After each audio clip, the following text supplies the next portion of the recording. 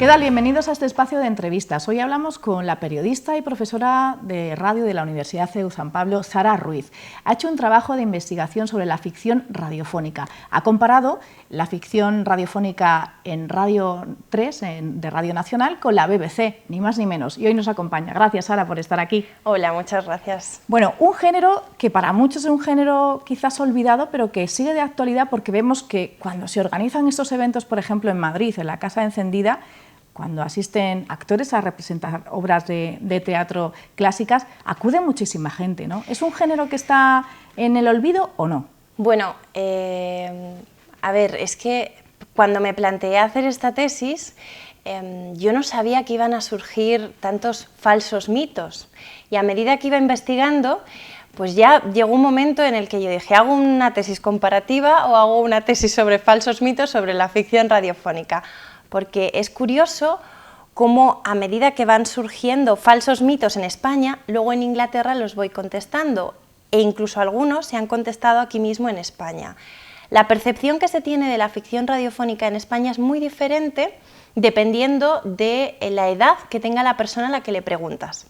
Si nos vamos, por ejemplo, a las personas de la edad de mi abuela, ¿no? Personas de 60, 70, 80 años, ellos tienen un recuerdo muy bonito de la ficción radiofónica, porque vivieron la época dorada. Eran los seriales, ¿no? Claro, las telenovelas de ahora, ¿no? Las novelas, los seriales, pero también obras de gran calidad, que, bueno, que no se ha profundizado mucho en ellas, pero realmente desde el punto de vista incluso literario o dramático podría ser estudiado. Bueno, pues ese grupo de edad de entre 60 y 80 años tiene un recuerdo precioso de la ficción radiofónica. Luego nos vamos a la generación siguiente, la generación de mis padres, de unos 40, 50 años, que tienen el recuerdo de los últimos seriales que ya perdieron calidad y que además pues eran lacrimógenos o simplemente de humor, sin grandes aspiraciones, y ese grupo ya sí que tiene una percepción más negativa.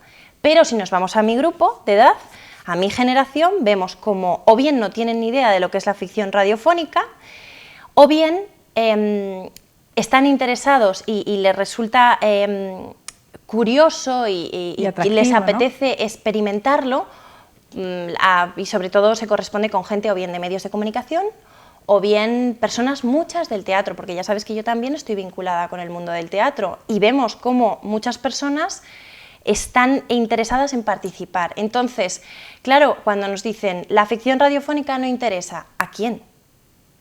¿A quién? Claro, porque a los mayores y a los jóvenes, que son los que hacen colas enormes alrededor de la Casa Encendida, sí que les interesa, y es que van, y se quedan en la calle y algunos no pueden entrar, se habilita espacios en los laterales, en los pasillos. Posiblemente el reclamo de esos eventos es que asisten actores de cine, actores de teatro, de series, que son más populares, como les ha parecido a Alex Angulo.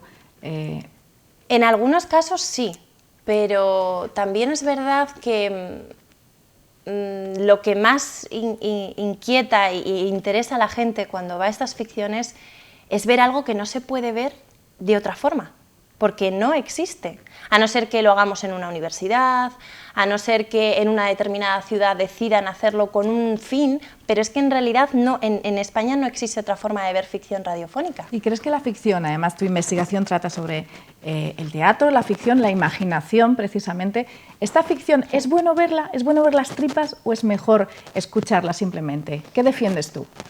Pues las dos cosas. Por supuesto, quien no pueda ir a verlo, que lo disfrute en su casa, porque además así es como se ha planteado, para que tú lo puedas disfrutar en cualquier situación y te lo imagines, pero también es muy bonito escuchar una voz y hacer el ejercicio de estar allí presente, escuchando una voz y luego mirar a la cara, a esa voz y ver una cara. Y por supuesto también es muy bonito ver cómo representan cómo se hace una comida o cómo se agotan para representar que están corriendo. Eso también es muy interesante y muy bonito, y es el juego de eso también de realidad y ficción que se hace incluso en el escenario, porque tú escuchas una cosa y ves otra completamente diferente. Precisamente toda esa gente que hace cola para ver esa representación en sitios como la Casa Encendida, ¿crees que acude más porque van actores conocidos, como por ejemplo el desaparecido Alex Angulo, o que salen en televisión? ¿Esto digamos que tiene tirón para citar a toda esa gente? Pues en parte sí, porque como te he dicho, pues hay distintos oyentes de radio y de radioficción interesados en radioficción, y un sector además muy interesante es el que procede de los medios de comunicación o el del teatro. Pero igualmente, claro, también depende mucho de si puedes o no ir. Y por supuesto que si no puedes asistir, escucharlo en casa, escucharlo o incluso por podcast, después, en cualquier situación, pues para eso se ha creado una ficción radiofónica y verdaderamente pues es el momento en el que se disfruta tú solo, imaginándote pues todo lo que se te va contando. Eso sí, también es un ejercicio muy bonito y no tiene por qué perder en calidad de lo que se ha planteado originalmente el ir allí y verlo, porque estás jugando con realidad y ficción cuando estás allí sentado. Estás escuchando una cosa que se nos está planteando, a lo mejor unos actores el personaje está corriendo o está comiendo y tú le ves de pie delante de ti y le ves la cara. Y muchas veces ocurre que las voces no se corresponden con las caras y también le miras y dices, ¿cómo puede ser que ese malo malísimo sea este señor que tiene una cara tan agradable y de bueno? Entonces, también en ese sentido es muy interesante cómo incluso presentes podemos jugar con esa realidad y esa ficción, y es algo que se aplica mucho al teatro también. En el grupo de teatro en el que yo colaboro, en el Cross Border, es muy frecuente el uso de la radio presente dentro de la escena y jugar con pues voces que se introducen en el escenario de la forma que sea para también crear esa situación. Entonces creo que no tiene por qué ser negativo el hecho de ver a los actores, para nada, al contrario.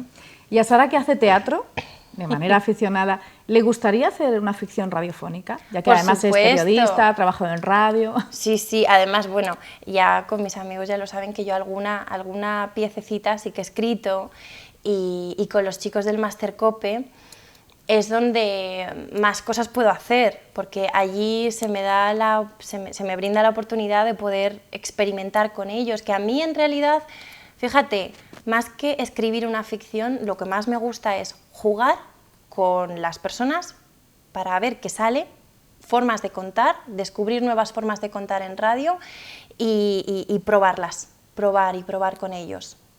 Me interesa más esa parte de la forma de contar y de llegar a algo a través de juegos, a través de ejercicios, que simplemente sentarme yo delante de un ordenador y escribir una ficción. ¿No? Y en esta investigación también has aportado entrevistas muy valiosas con fuentes expertas. Has hablado con el hijo de Volpini.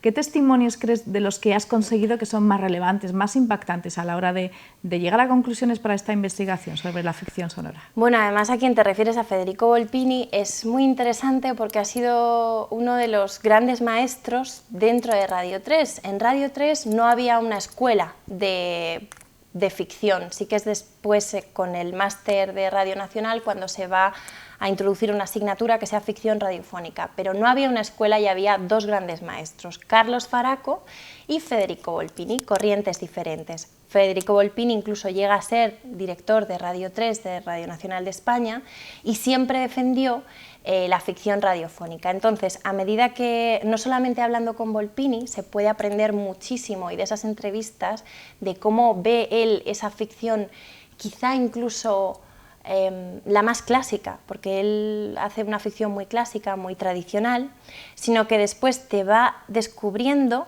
un abanico de personas que también han ido participando en las ficciones y que hoy en día también hacen ficciones, que es muy bonito, como fueron sus discípulos.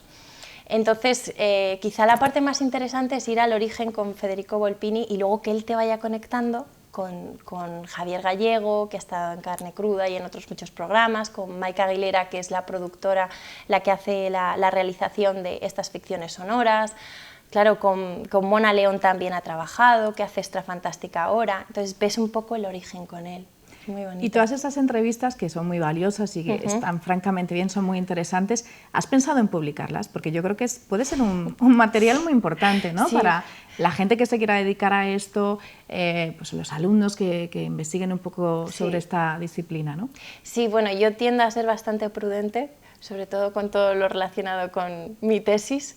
Entonces, de momento la tesis ya está terminada, está presentada y ahora ya pues me tomaré mi tiempo para ver qué quiero hacer, pero está claro que tanto las entrevistas en español, que le pueden interesar mucho a gente en España, como también las entrevistas con personas de la BBC, que nos abren un mundo completamente distinto, sobre todo en cuanto a la percepción que tienen ellos, que es la ficción radiofónica, que es apasionante, como para ellos es una manifestación cultural. Porque además ahí es un género que tiene un montón de subgéneros, ¿no? No ocurre como en España, que es simplemente ficción sonora y punto, sino que ahí está mucho más cuidada, más tratada e incluso profesionalizada, cosa que no ocurre en España, ¿no? A ver, lo más importante de la ficción radiofónica en el Reino Unido es que lo han respetado y lo han entendido desde un principio como una expresión cultural, aunque sea a través de un medio de comunicación.